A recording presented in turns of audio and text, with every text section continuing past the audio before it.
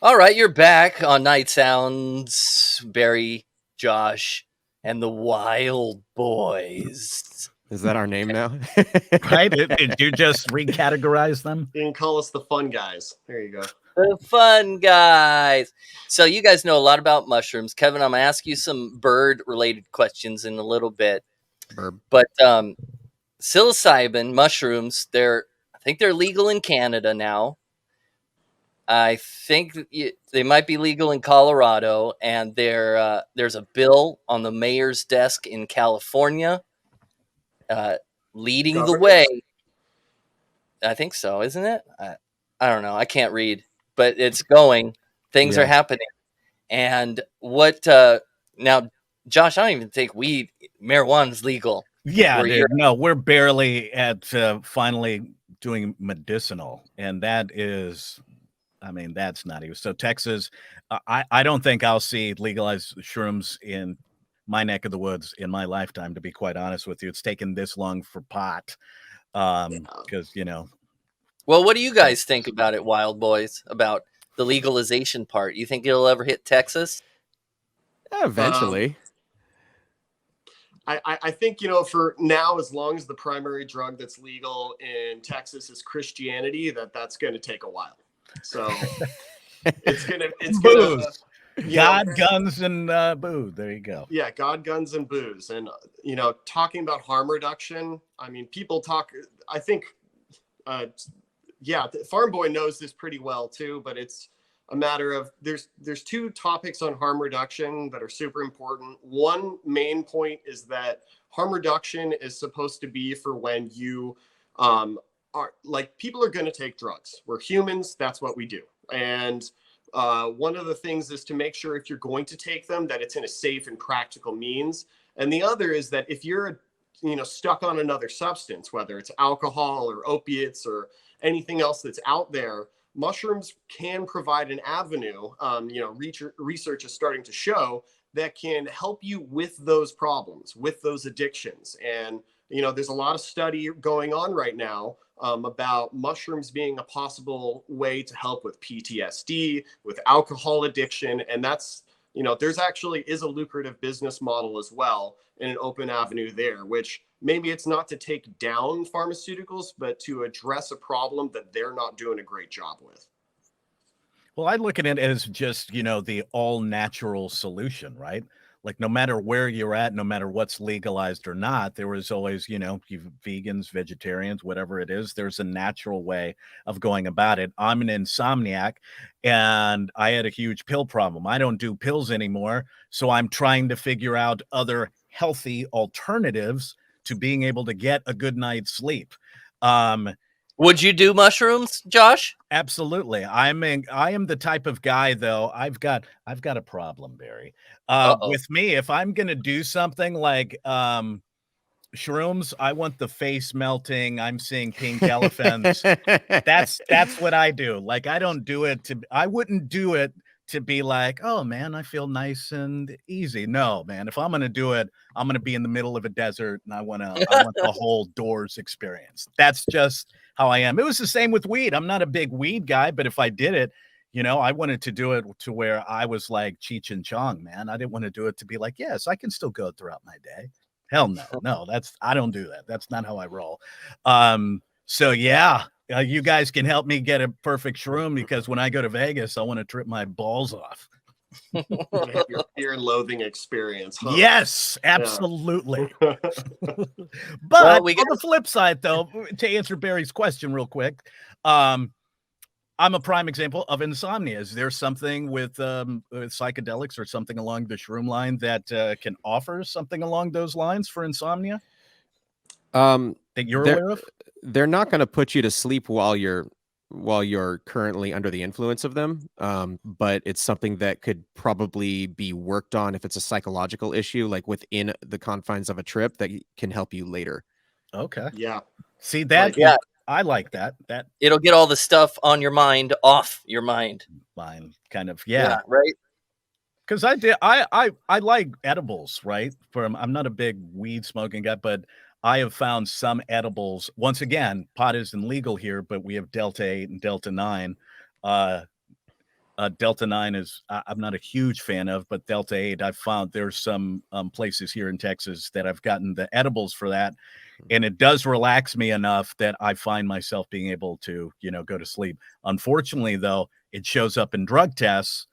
And, if I take a random, so I can't really rely on Delta 8 or Delta 9 to help me sleep. And I don't want to take, actual pills. So I just figured, at some point, right, there has to be something that can help clear my mind. And it sounds like these shrooms can at least help with something like that. Is that right?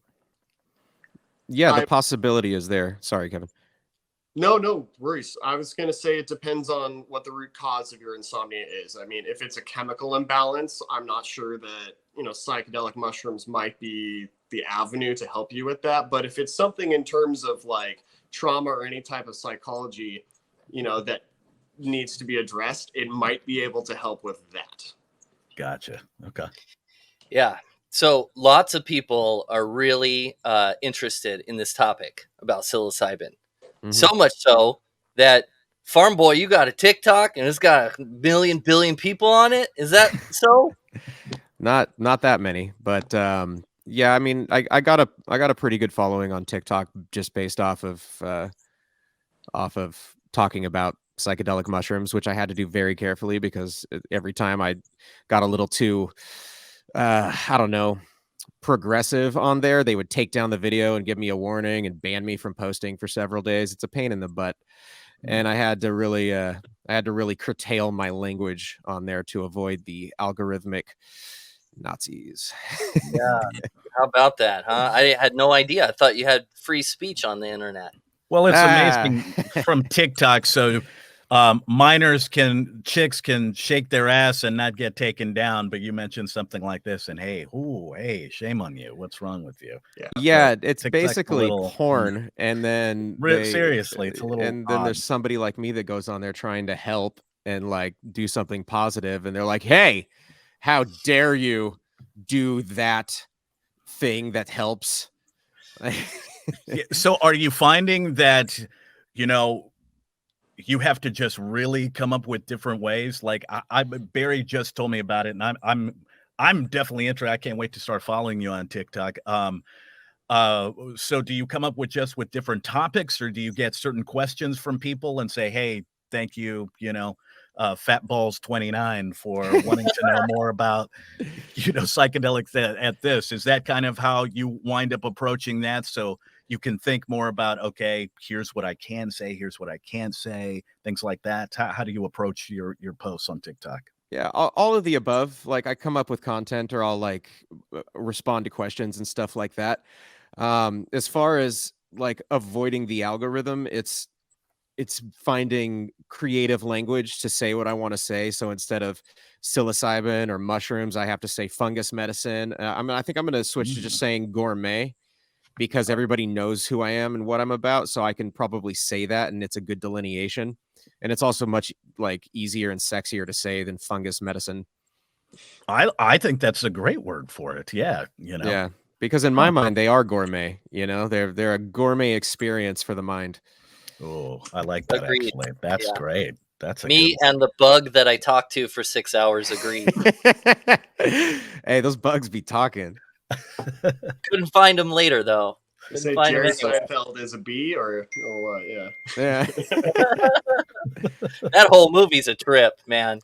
Man, I like that movie. Okay, well, I have some more questions about mushrooms, but can I have you guys back on about fungus in the future? Do you mind being our experts in the subject? Absolutely. Sure. Awesome. And we'll follow you on TikTok. And now I have some bird questions, Kevin. Okay. You're a bird person, and I like being a bird person, but I don't know nothing about it. So the other night, I went outside at 3 a.m, and there was an owl hanging out there on my telephone pole. Is that a good thing? It's an owl, dude. I mean, I guess that depends. If you believe in like Native American cultural mythology, maybe there's going to be a death in the family and you should probably move.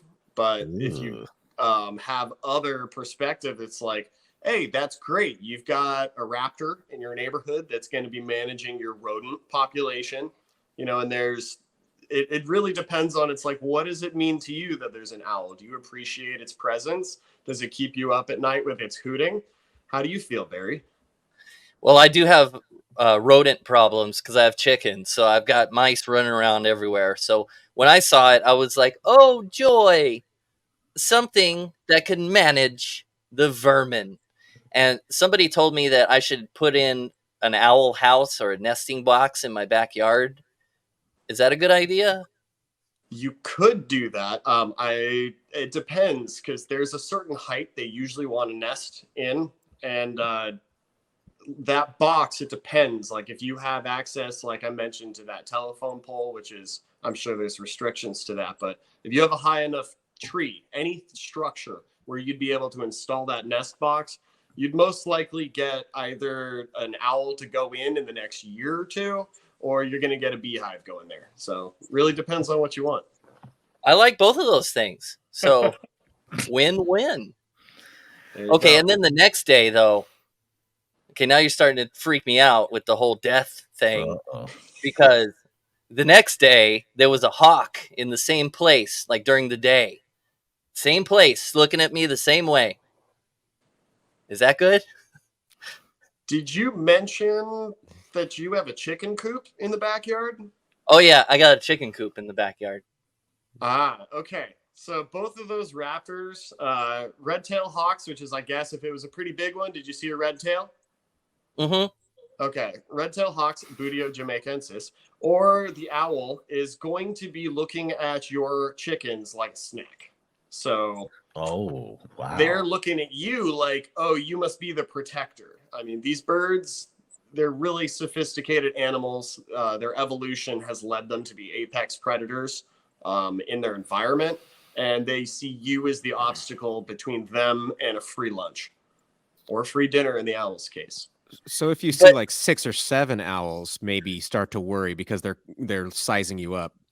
They're plotting. Here comes the gang. The owl gang. Yeah. Okay, but the chickens are so big, they can't even, they're smaller than chickens. Does that matter? No. Red-tailed hawks are large enough, especially if it's like a large female that's in your area, where they will attempt to take it, because that's a high risk but high reward, meal right there. Interesting. Okay. All right. So probably not a good thing then. Yeah. It's I mean, they're not going to get through. I assume you got mesh netting on all sides. Yeah, so yeah. They're probably just window shopping. And hey, but I let them free range during the day, so now I'm alarmed, So that's a thing. And I know just from where I keep my bees and the ranches that I've managed and been on, that they will have the chickens get swept up, and even smaller raptors like Cooper's hawks get their name because of their affinity to take chickens. If you have chicks or you ever intend on having them in the near future, those are going to be your highest risk losses right there, based on either the owl or the red tail getting them. If during the day you do let them free range in your backyard, I mean, there is a risk. There's a potential that you do get one of those extra large red-tailed hawks, or I've been seeing, actually, you're in Camarillo, Ventura County? Yeah. So we've been having eagles return. Golden eagles have been returning back to the area, Santa Monica Mountains and the outlying. Oh, great. So awesome. I know that they're in your area in Ventura County. They will easily take a chicken. And a small child. And a small dog. Yeah, hide your cats, hide your wife's dogs. Oh man, okay. Well, I'm glad I asked you. I knew you would know the answers. I'll get myself a shotgun. No, what do you even do? You can't do anything. It's nature. It's wild. I mean, this kind of goes back to the mountain lion question that everyone has. It's like, we're in their home as well. We got to respect them. And really, if we're going to be having our settlements in the areas where they have their territory, we need to be responsible and not take it out on them. That's my perspective as a wildlife biologist. And they haven't taken any of your chickens yet. So at this point, it's kind of like, just keep an eye on them. Really. Yet is the key word. But they could. They could and they will. They're looking. All right. Well, thanks for coming on, Wild Boys, Kevin and Farm Boy Slim. Can we go out with a mushroom song? Is it does that exist? Is there a song about a mushroom or anything that we could play going out? There's that one that's like, if I was a mushroom. There's that one. Okay, can we play it? Or if I had them, I don't know. Can you?